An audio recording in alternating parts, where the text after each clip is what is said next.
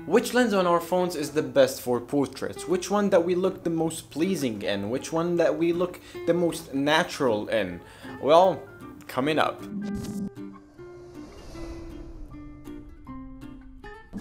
Hey guys, I'm Ajjoub and welcome back to another episode. Actually, this episode is the last episode in this studio and hopefully the last episode with this mess. A lot of phones nowadays have multiple lenses. Well, not all of them, SE, but most of them. Some companies add the ultra wide, some with an extra telephoto lens, some with the macro, some with the ultimate zoom.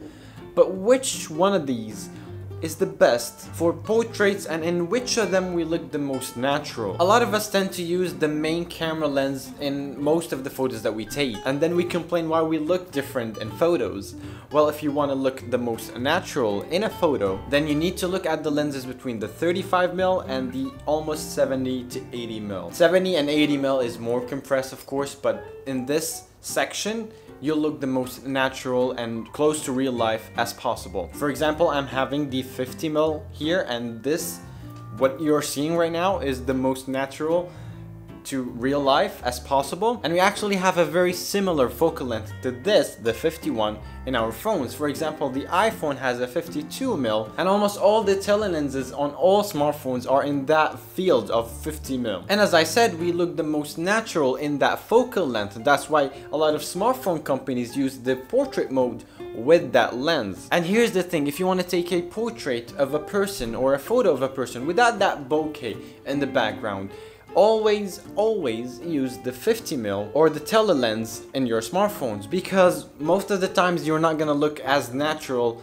and as close to real life as you would look like in a telelens. The telelens is also great for video as well. So if you want to create videos just like this for YouTube, it's gonna be so great and way better than the wide angle lens. And if you want to create films and short films with your phone, the telelens will look more cinematic than the wide lens. Yes, you need more space and you need to get back a little bit to be able to get the whole shot, but it's gonna look more cinematic, more realistic.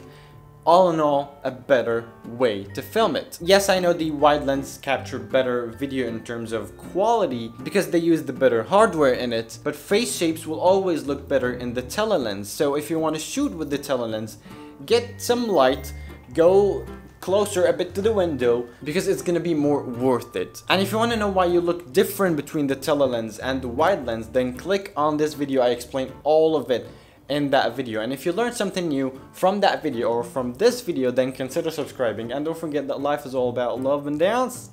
See ya!